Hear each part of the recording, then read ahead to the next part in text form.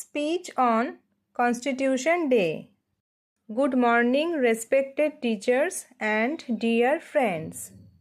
Today we are here to celebrate Constitution Day, also known as Samvidhan Divas. On 26th November 1949, India adopted its constitution.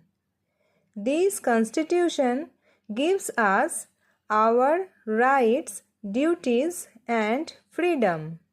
Dr. B.R. Ambedkar and other leaders worked very hard to write this great document.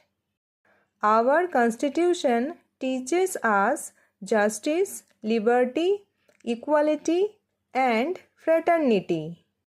On this day, let us promise to follow the law, respect our country and be responsible citizens. Thank you.